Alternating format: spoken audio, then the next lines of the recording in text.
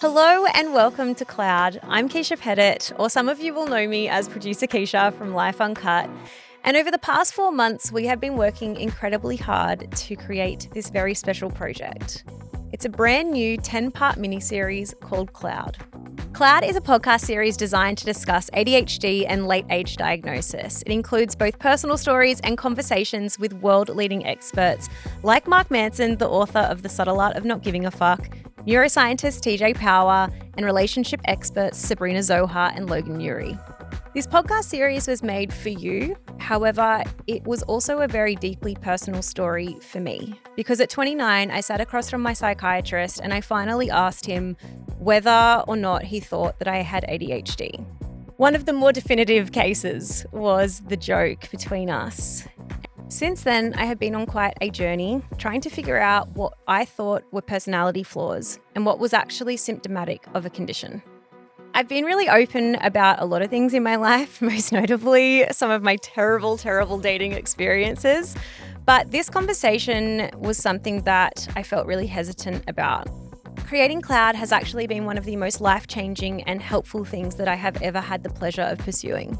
This podcast series will cover why ADHD is everywhere right now, how it presents differently in women, and the lifelong narratives that you might create about yourself when ADHD goes undiagnosed. Today's conversation is about emotional regulation, shame, masking, impulsivity, self-criticism, and success.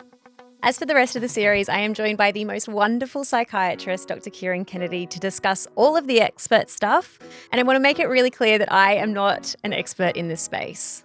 I am merely someone who has done a bunch of research into the hows and the whys that I am the way I am. Welcome to Cloud. Keish, we have literally received hundreds of messages over the last year or two requesting an episode with you on ADHD and your diagnosis. And Laura and I always said we will give you the space whenever you're ready. But the fact is you weren't quite ready until now. Why is it that you weren't ready, and what made you feel like now was the time to speak about it?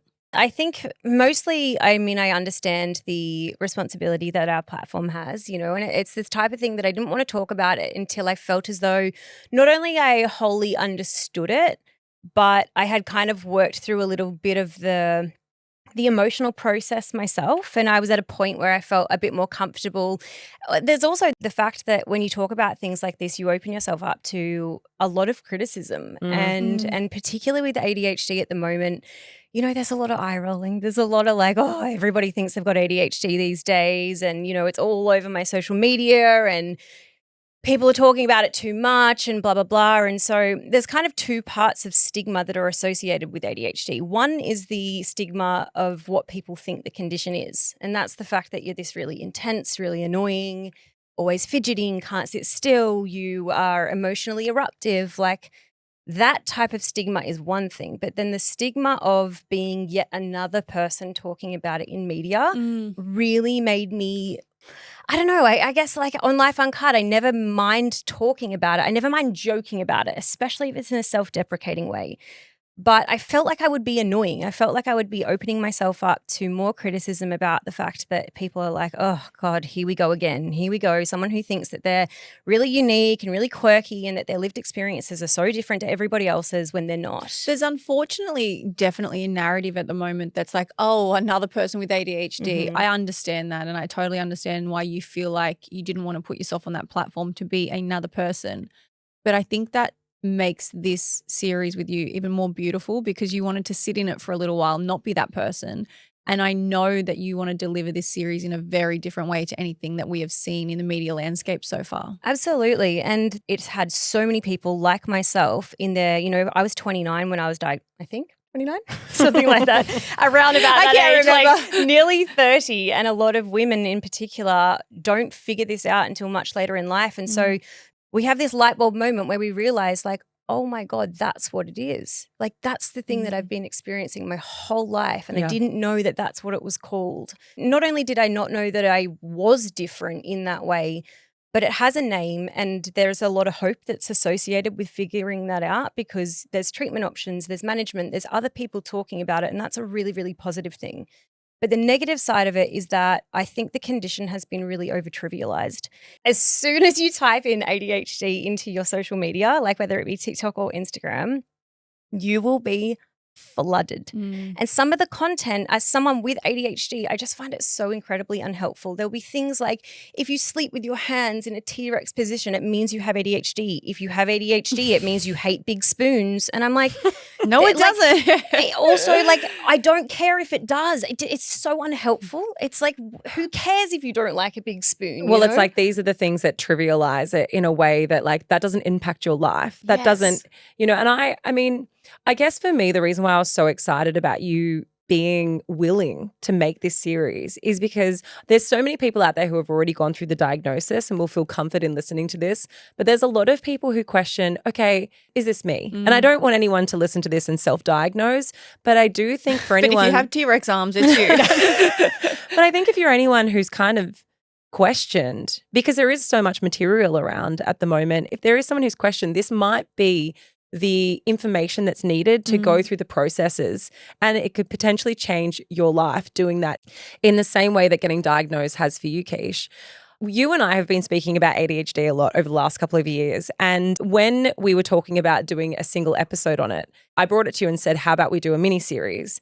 And you were very, very apprehensive about it at the start. And I would love to know why it was that you felt that apprehension, but then what was it that changed your mind in wanting to make Cloud?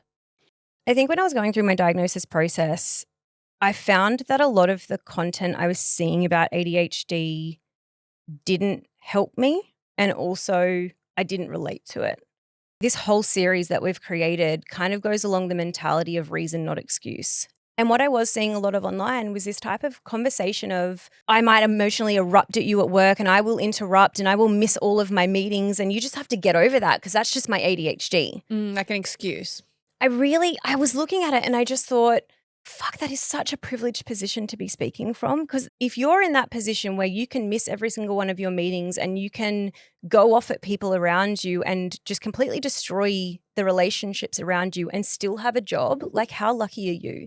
Because I couldn't do that. And I've had to create strategies and mask a lot of my behavior throughout my career to make sure that I'm not doing those things to cause myself to become jobless. Do you think, though, it's people not so much using it just as an excuse, but also giving themselves validation as to why they do those things? I mean, I would be surprised if there's many people out there who have ADHD who are like, fuck it, I can do all these things because I have ADHD. I think people have this almost revelation that like, it makes sense now why I have found these things so hard.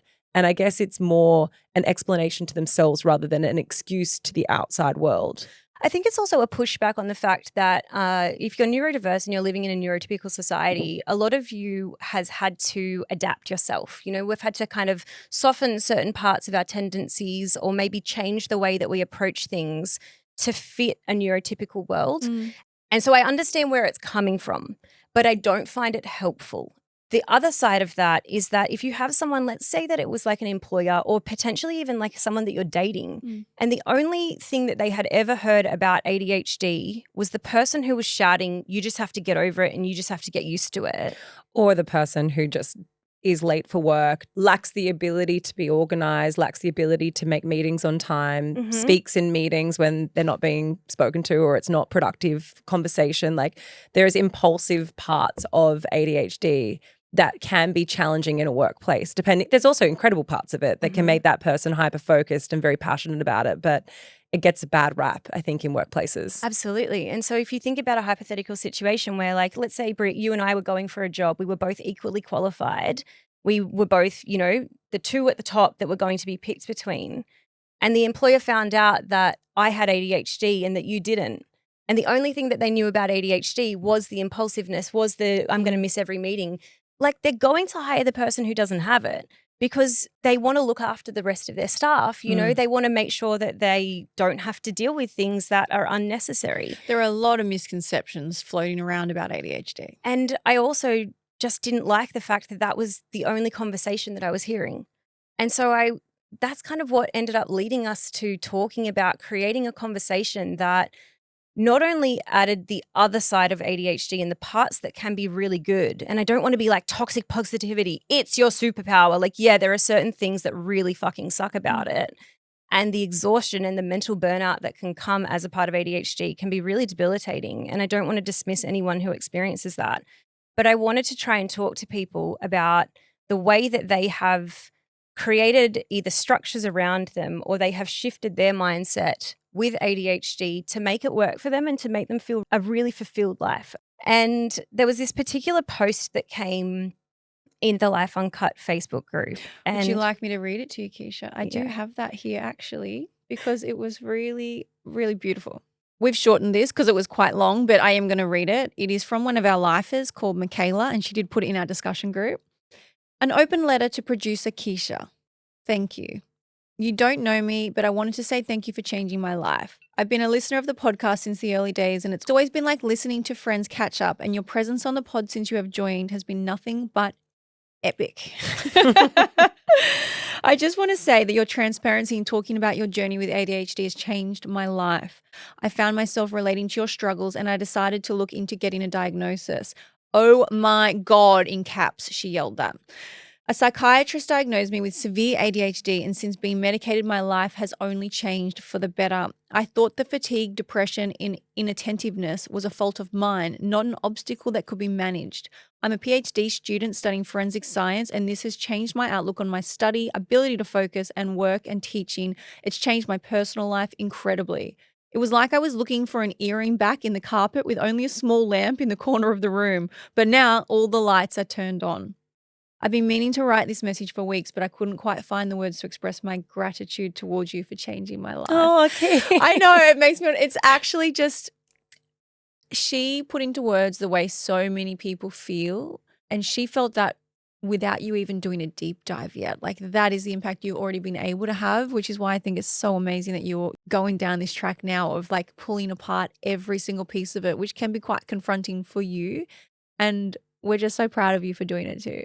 Yeah, I feel really emotional reading that. And I actually think it's not because she's thanking me. It's because I relate to the feeling of wondering what life might have been like had I have known earlier.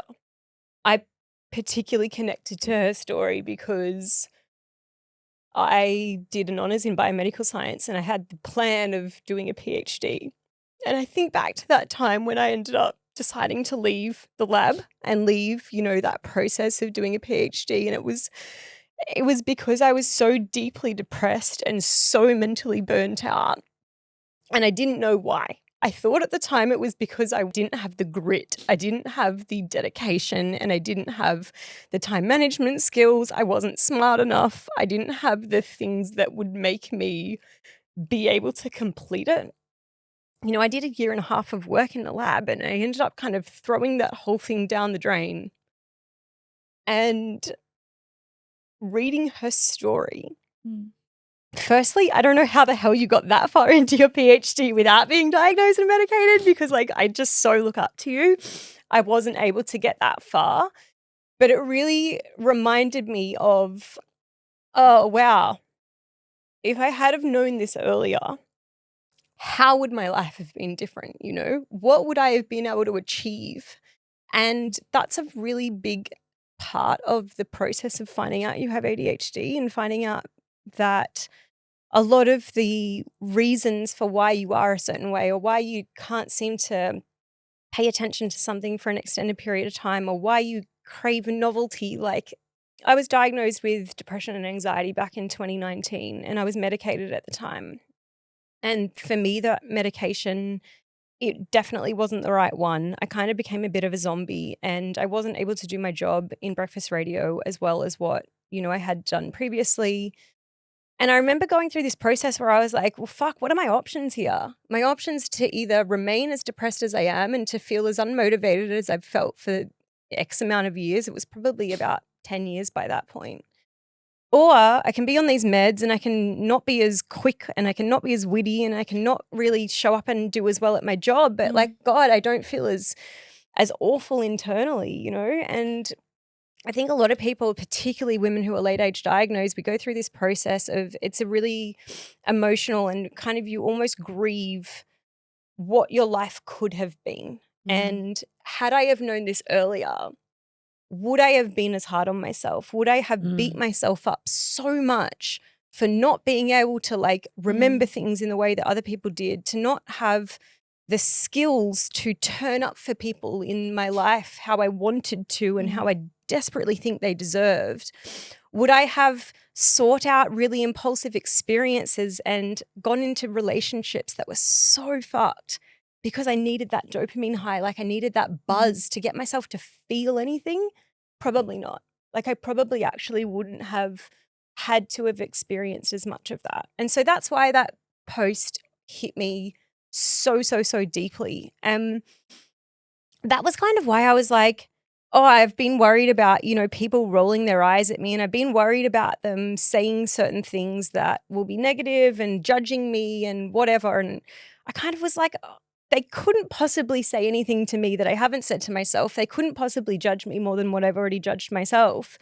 And we have the ability to create a different type of conversation. Like that's such a special position to be in. And it's something that I actually hold so deep in my heart that I'm like, wow, how lucky am I that I am now in a position where I could potentially alleviate some of that self-hatred for someone else.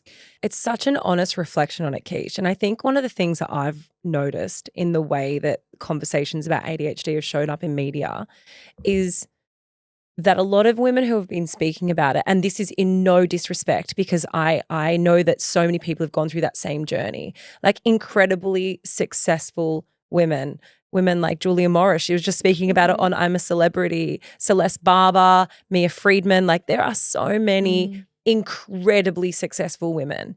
And I think that we have that example now. And I guess for me, I'm like, a lot of people refer to it as a superpower. And a lot of people have managed to have these phenomenal careers regardless. But there are also people who are not able to hold down phenomenal careers.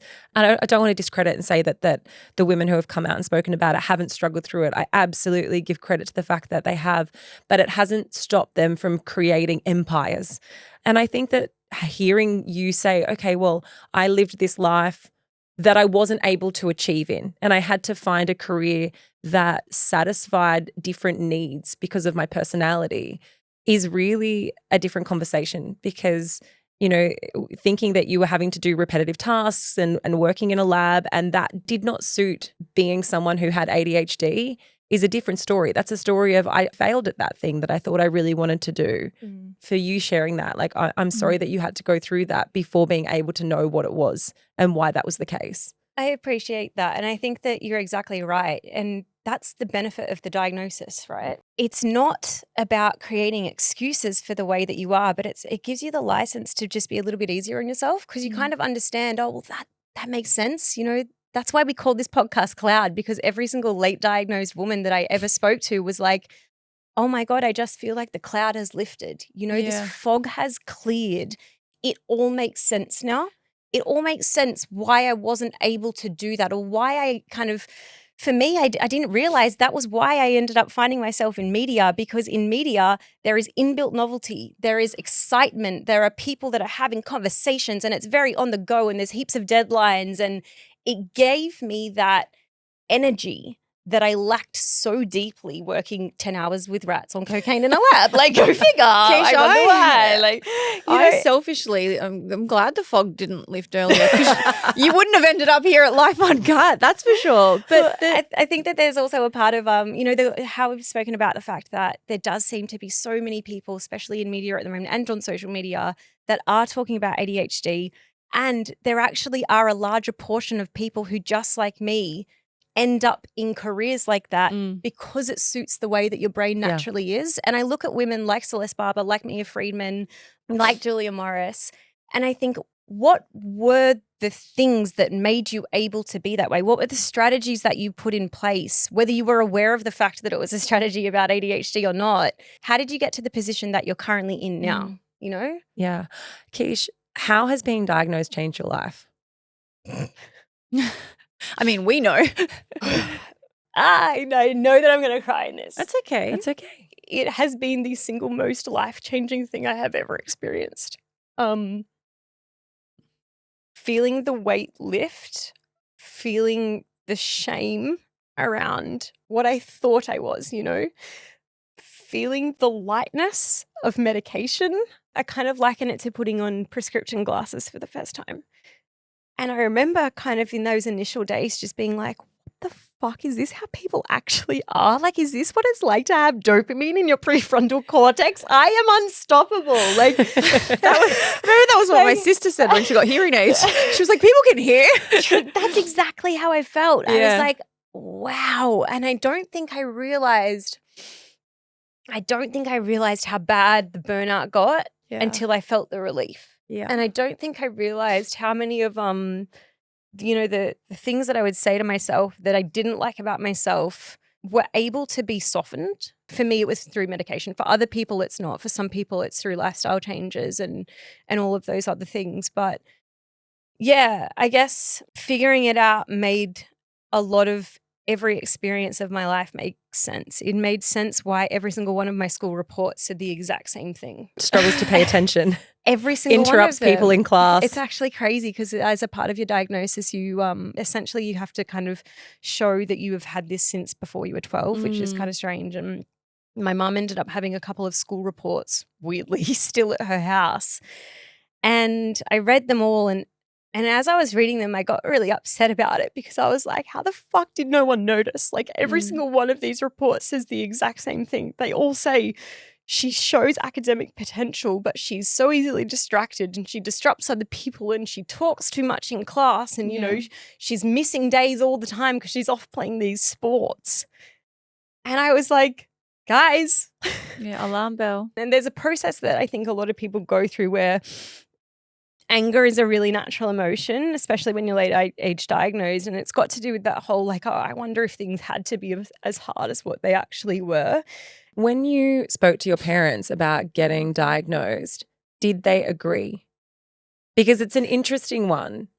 Often, if your parents haven't noticed it in you or they don't think that of you, it's hard for them to get their head around that this might be what it is. Because ADHD, as we know, and it's something that we will cover in the series, and you cover beautifully, Keish, is that it presents very differently in women than what it does in men. And there's different kinds. There's inactivity, there's hyperactivity, there's different ways. And I guess that people have a very specific, or have had prior to the many conversations that have been had publicly about it, that there was it was kids that could not sit down, couldn't sit in their seats, were constantly like up and go. But that is not how it presents in a lot of women, hence the late diagnosis. Yeah. There are different gender tendencies, I guess. Characteristics. Yeah. The thing about ADHD, so right now there are 3 types. There's hyperactive, there's inattentive, and then there's combined. And I was combined type, so I am combined type. So I think for me, a part of the anger came from the fact that, our understandings of ADHD have evolved so much, particularly for girls and particularly for inattentive type, because it was previously thought of, like you said, as this really boisterous condition where you would kick down the walls and you would have tantrums and you would just have this lack of ability to kind of regulate yourself. And now I've got to give grace to the fact that our understandings of that have really changed. But there was a little bit of anger left over in me because I do have the combined type. So I did have those hyperactive symptoms as well. And I remember talking with my mum about it, and I guess I've had to come around and kind of apologize to her because I was really angry at her for kind of being like, how didn't you notice? How didn't you think that this is something that it could be and that you could potentially get me help for? And I've had to let that go because, firstly, it doesn't really serve any of us. And I know that she only ever had my best intentions, but I haven't actually told my dad. And I think the reasons for that have a lot to do with the stigma that's associated with it, with the fact that a lot of that generation think that it's not real. The truth is, I don't know how he would react, but I think I've wanted to protect myself from the possibility of the fact he might not react well. Or invalidate it. Yeah, very much so. And I think that also because of the element of it being there from childhood, I know that for them it could cause them to be quite defensive and kind of be like, well, it's not my fault. We didn't understand what was going on at the time, and society didn't understand ADHD in the way that they are. And for a lot of little girls, it has to do with social conditioning too. So for a lot of them, particularly if you fall into the inattentive type, the hyperactivity can be between the ears. It can be inside your brain where you overanalyze everything. And that's because as a girl, you're taught to be polite. You're taught to be quiet. You're taught to sit down, sit still, all of those kinds of feminine qualities that are ingrained in us once we are really, really little. And so it causes that hyperactivity to be turned inwards. And that's why a lot of girls, myself included, were diagnosed with anxiety disorders because that looks like anxiety on the outside. And so you can kind of get stuck in this loop where you think it's anxiety. For a lot of us, we were medicated. And it's not until we get into this kind of phase of our late 20s, early 30s where there is this exposure of ADHD and where we're able to go, well, hang on a second. I think it's that. I think that's what it is that I've been having. This anxiety didn't necessarily fit. And I've kind of been trying to fit a square peg into a round hole this whole time by treating it as anxiety alone. And that was very much what I experienced. And I think that that's the reason that I haven't, wanted to be particularly, I guess I kind of pick and choose up until this point. Obviously, this podcast is going out and I'm happy to talk about it publicly now. But I've just been careful of picking and choosing who I talk about it with because I just haven't wanted to have to deal with their judgment, Keisha, I know you've said it's changed your life, but I think it's really important to let people know like exactly what that looks like. What are the main things in your day-to-day that changed for you so that people at home might be like, wow, like that's me. That's what I need. The main one that I have felt a really big shift in is my emotional regulation. And there is a lot of talk about this from professionals who say that the thing that people with ADHD struggle with is not actually a lack of ability to pay attention. Firstly, we have the ability to hyperfocus if it's something that we really care about. It's actually in the way that we process emotion. For me, the biggest light bulb moment and the thing that has changed the most is that I experienced this thing called rejection sensitive dysphoria. It's also kind of labeled as criticism sensitive dysphoria. And it's this extremely heightened emotional response to perceived criticism. And perceived is the key word in that. So I had absolutely no idea that the way I felt when people would say certain things to me or if I was ghosted in the dating world, I had absolutely no idea that that was a really hyper emotional reaction. I truly, truly, truly felt that everybody felt that way. And so there would be these little things like someone would make a comment, and it very much happened in my romantic relationships, and it's still an ongoing process, but having the diagnosis and having the awareness of what this rejection sensitive dysphoria is gives me more of the ability to kind of zoom out on it and be like, okay, this is what they said. Is that what they actually meant? Is that criticism? Do I need to internalize that? Do I need to feel like an absolute useless piece of shit because of this one little comment that they've made? Yeah, it like throws you for your whole day or your whole week. Oh, in months. Months and months and months. And that was the thing when I was dating, before I kind of knew about any of this, is that I had no idea why I would be so hurt by some of the things that people would say or some of the things that they would do. And I didn't really have much awareness of that. So that was one thing. Another thing is that my impulsivity has drastically shifted. When I was going through the diagnosis process, they ask you questions about like your financial impulsivity and kind of drug taking habits. And I was like, that's the one thing that just doesn't really seem to fit. I don't think I'm that impulsive of a person. And then I realized that impulsivity actually impacts a lot more than just your bank account and whether you want to put a substance up your nose or not. I was so impulsive in the way that I would do every single thing in my life. I hate making plans. I just get so overwhelmed by the stress of it. I like to, I would kind of euphemistically be like, I'm so spontaneous and that's such a good quality. And, I'm so adaptable and I'm so flexible and that's absolutely fine. You can call me and we can go to Africa tomorrow. That is not a problem to me. Also still not a problem. Yeah, we can still do that. Yeah. That's absolutely a wonderful idea in my mind. But I was really impulsive in the way that I would go about friendships and I would go about projects and I would start all of these new hobbies and I would get all of the gear for them and then I would do it for 3 weeks and then I would never do it again. I would kind of be like, I've moved on from that, next. And it was this whole life of, okay, what's next? What's next? Where's my next buzz coming from? Where's my next thing? in my romantic relationships, I was so drawn to that thrill of that chase and getting the person. And it created this sense of like I couldn't have a healthy, balanced relationship because I was just so It needed the toxicity. I just wanted that buzz, I wanted that dopamine high. We've all been there. Yeah. Yeah, I don't think I'm ADHD, but I do recognize a lot of that in myself. Absolutely. And so that has shifted massively. The time blindness thing is still something that I really experience. Time blindness is this kind of phenomenon where you can get stuck in these moments where you have absolutely no idea that it's been 3 hours and you're still in a scroll hole. And I think that a lot of people experience that. I think that people with ADHD have to be a bit more careful about it because we kind of lack that awareness of when enough is enough. But that was actually a conversation I had in this series with Johann Hari and about how our technology and how the society that we're in at the moment actually exacerbates a lot of the things that people with ADHD naturally struggle with. Which is also the big question that a lot of people have. And it's it's the constant one that comes up. Like, is it ADHD or is it just a condition of the society that we live in? And I guess the thing is like, well, like we said earlier, this is not about self-diagnosing. Like, this is not about you listening to this podcast and then making the decision that you have ADHD by any means. But it is also recognizing like what are the differences between things that we might all do on a certain spectrum versus things that are like very much considered traits of ADHD. Have you guys felt a difference in me? I mean, I've known you now for...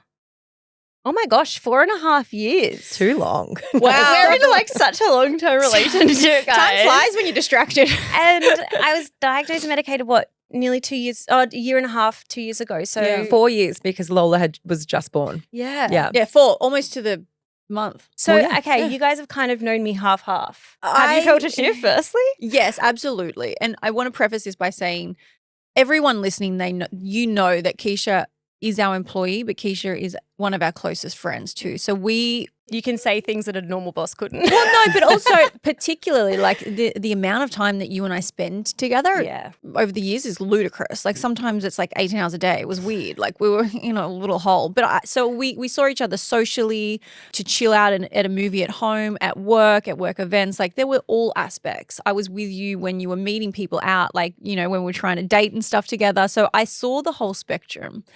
And I have loved every second of you and every part of you from day dot. But there have been noticeable changes since your diagnosis and your medication. And I think a big one for me is you're just so much more focused and you're more calm. And I don't want to say calm in terms of that you were ever not calm. I actually genuinely get what you mean. But it's like an inner peace. Well, I think it's just a peace, and it goes back to what you just said, your emotional dysregulation. Because I remember the number of conversations that we would have, like deep and meaningfuls, where I was like, I don't think they meant it like that. Do you think that maybe this is hitting you harder than it should? And I remember having those conversations on repeat. And I would think to myself, she feels big feelings, like sometimes your reaction, I don't want to say wasn't justified because I never want to say that, but sometimes it was bigger than what it needed to be. And I've noticed that change drastically. I would say, I second everything that Britt said, and I have absolutely seen a huge shift in you.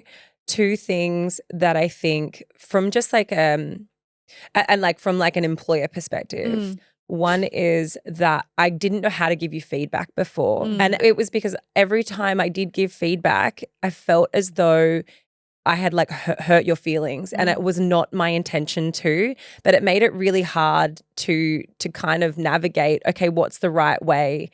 Because it wasn't criticism. It was just, hey, like try doing it this way. Or like even if sometimes if it was constructive criticism, it was definitely met with a lot of resistance. Whereas now I feel like we can be really collaborative on the things that are feedback. But I'm also sensitive to feedback and criticism. So like I understand that too. I think that's normal human nature as well. And the other thing that's very, very evident, and I don't like, and I almost am like, I don't want you to be offended by this because I don't want to hurt your feelings. It's not my intention. But I would notice that we could be having a conversation and it could be about something completely different. Like we could be talking about Africa, literally Africa. And then all of a sudden Keisha would be like, I ate a pineapple on Tuesday. And then we'd be talking about something totally different. But we would be so deep in one conversation and the chat would pivot. but we weren't ready for it to pivot there yet. And so it was kind of this real It wasn't even anywhere to pivot to. It you would know just what I be mean? so left field. We'd be like, Keish, we'll talk about the pineapple later. Like it's not in the 2-minute time crunch until our deadline. Obviously, that's like a terrible example of. No, it's and not. like, It actually, it so checks out. And I've kind of learned that, and now I can laugh about it because I don't have this hyper emotional response to criticism or what I would perceive to be criticism. Yeah. Like you said, it wasn't even criticism. It was just like feedback that you have to have when you have a job, you know? I have learned that I have to sometimes explain to people that I've gone from A to D in my head and I didn't talk them through going through B and C. But there was also I just laugh so many times thinking about it because she'd be like, do you want to go to the park tomorrow? Dog! Frank, let's interview Frank. I would have been like, park tomorrow. Oh, the last time I was at the park, this happened. And I had that pair of shoes. And where did I put that pair of shoes? Yeah. And oh, that's right. I was supposed to go to the post office and pick up this thing and I've forgotten and it's still there and I need to go and get it. and maybe you just kind of hit the nail on the head in a different way. I think sometimes there would be like a running monologue that was said out loud of what you were thinking. Yeah. And whereas now there's a lot more Internal monologue. Yeah, there's a lot more silence. Like there's a lot more thinking before Yeah. impulsively saying the things that you're thinking about. There was also this thing that Mel Robbins, who is one of the biggest podcasters in the world, for anyone who doesn't know, she's in the self-help space and she has ADHD. She didn't find out until she was in her 40s when her son was diagnosed. And she said this one thing in a video once that I just remember looking at it and I watched it like 5 times and I bawled my fucking eyes out. It was when she was talking to Oprah and she was talking about how a lot of her life she hadn't felt present for. And now she feels present for it. And she feels as though she's actually able to be an active participant in her own mind and in her own life. And I was like, that's it. That's what's changed. I now feel as though I'm not in this scatty daze. I'm not in this over analyzing, thinking about everything, trying to like work out what the people around me want from me and trying to do that and trying to please them. I'm just able to be a lot more. I'm able to like relax into the situation. I'm able to relax into the conversation and pay more attention to what the person sitting next to me. And it's not a foolproof system. Like it doesn't always work. I will still often go off on random tangents, but I have more awareness of it now. And I also think I've got more awareness of when I am interrupting people. And that's the thing about ADHD as well, is that when you talk to people who have ADHD, there is this certain element of the way that we kind of think about things. And for me, my best friend was diagnosed 3 months before me. So I kind of had this person to talk to about all of these things. And that was so incredibly helpful. And when her and I would talk about certain things and we would go off on tangents, or if one of us would be telling a story and the other person would start telling a story about ourselves, we never cared. We never thought it was rude. We never thought it was trying to turn the spotlight onto ourselves, because we see that as adding to the conversation and trying to have a shared experience, where it was like, for at the time when you were in the jungle for I'm a Celeb, this comes up all the time because it was fucking hilarious. And it was one of those moments that I was like, oh, wow, I did that badly there. We were bungee jumping. We were talking about you jumping off this platform. We weren't talking, we were trying to watch it. It was on the TV. We were watching Brit walk into the jungle. And Keisha was like, I've been to Africa. I went bungee jumping. Look at photos. And we were like, not now. Yeah, just give us a minute. And I just wanted to share this video of me jumping off the Victoria Falls Bridge, because I thought that made me able to kind of show, oh, I understand the emotions that she's experiencing right now. I connect with that, you know? And finding out that, firstly, most people think that that's really rude. It's just given me this ability to kind of zoom out and to sit in moments more and be more present with people. And the masking side of things is also something that I really... To be fair, I enjoyed watching it in the ad break. Thank you. Just so you know. It's a great video. I really enjoyed the as you crashed out. It was just the timing was a bit off. Yeah, it was inappropriate. Keish, I'm glad you mentioned masking, because I do know that women with ADHD, and I mainly know this from you, but women with ADHD tend to mask a lot. They become expert maskers and they try to mimic the neurotypical community to blend in and not stand out. When did you realize you were masking, and what was that like in terms of just pure exhaustion? So masking, for anyone who doesn't know, is kind of I guess it's the act of counter surveillance of what's going on around you, looking for the behaviors of the people in your orbit and mimicking them. It's kind of this idea of trying to work out what people want from you and doing that. It's almost like a form of acting.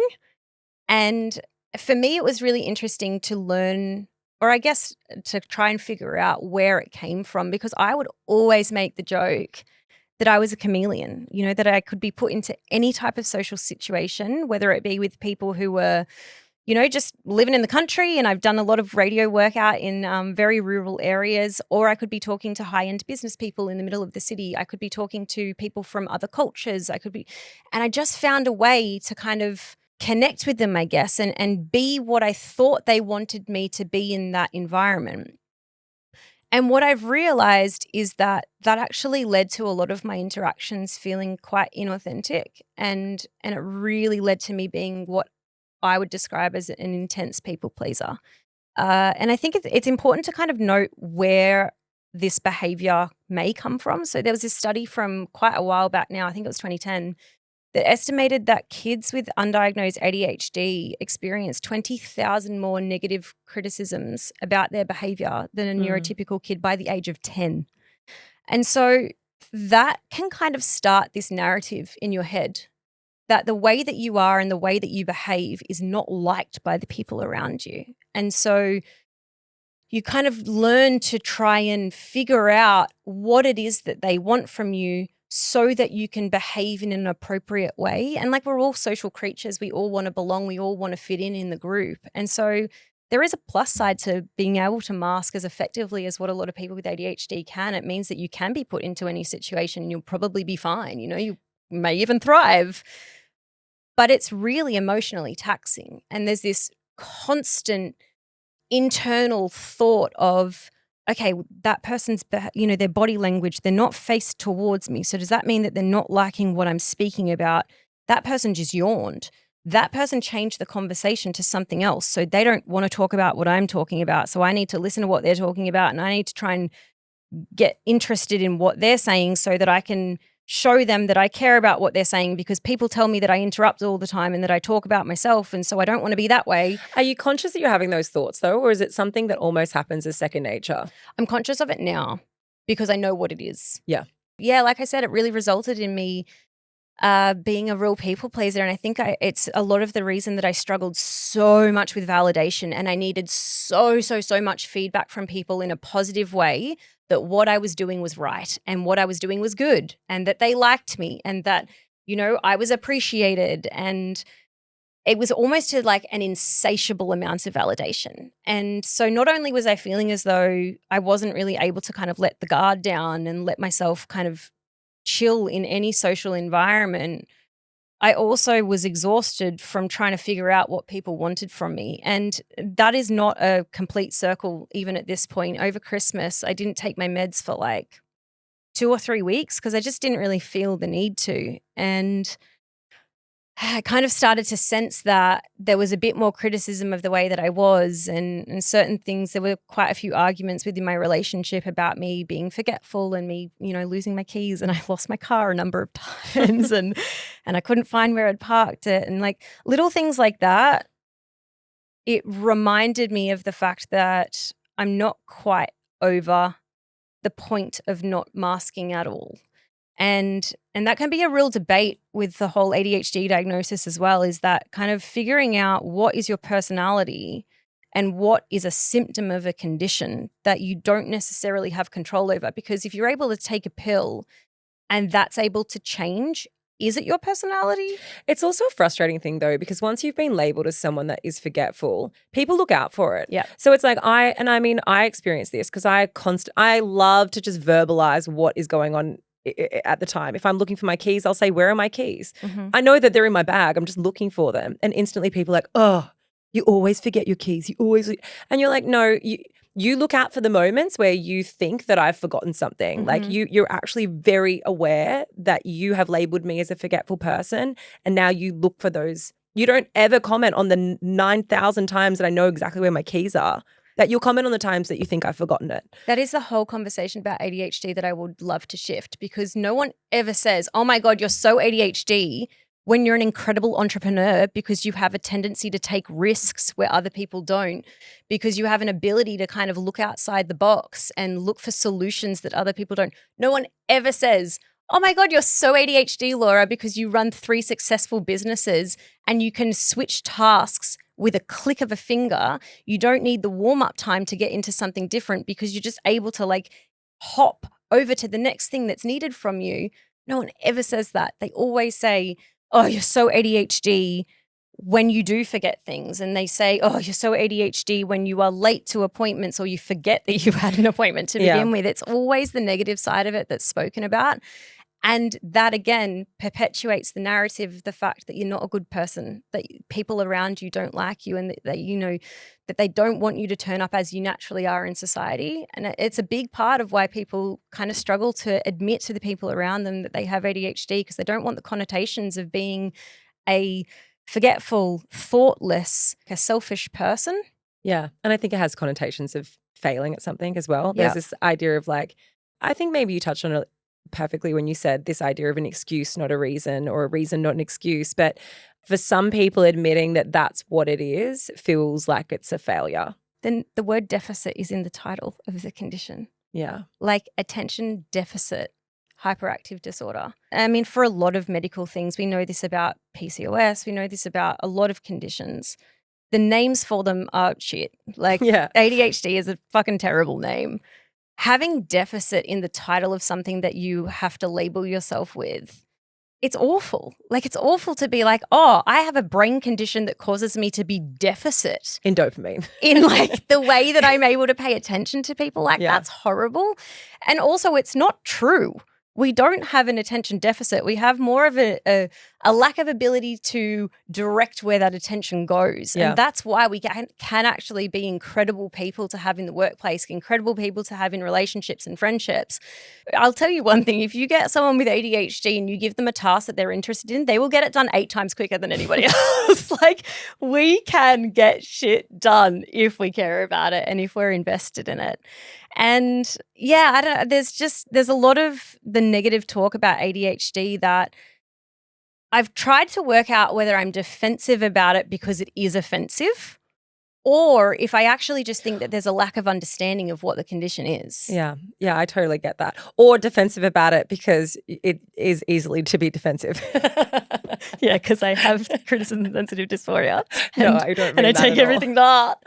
No, Keish, we just want to say the biggest thank you for everything that you have shared in this podcast series, and for the personal stuff, for the research that has gone into it, for the organizing of the incredible, incredible guests that you have put together.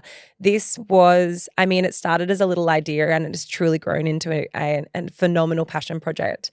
And we hope that for anyone who listens to it, whether you've been diagnosed with ADHD, you suspect that potentially you might have it yourself, or there is a loved one in your life who has ADHD and you want to better understand what it is that they go through and what their life experience is, this is what Cloud was created for. And we're so proud of you for what you have done to achieve this. Yeah, seeing you the last couple of years has been truly amazing to watch. And even just the last couple of months that you've been working on this, like you've been working on this since last year, nonstop, and it's incredible. And the people that you have gotten on Cloud to interview just shows how incredible you are to have been able to access these people. These are some of the biggest, most influential people in the world in their industries. So I just want to say we're really proud of you. The series is incredible. We've obviously listened to all of it. I sat in on some of the interviews to watch. It was really cool. So well done. And I know you're going to help a lot of people. Thanks, guys. I so appreciate. I mean, firstly, you gave me a project I could hyper focus on for like a couple of months. That was nailed it. That was great for my brain. I was given the license to kind of do a real deep dive, and you gave me the perfect amount of we will lead you when you want, guidance, but you can create whatever you want. And I'm so fucking grateful for that, because it gave me the creative license to create a conversation that I was really, really deeply passionate about.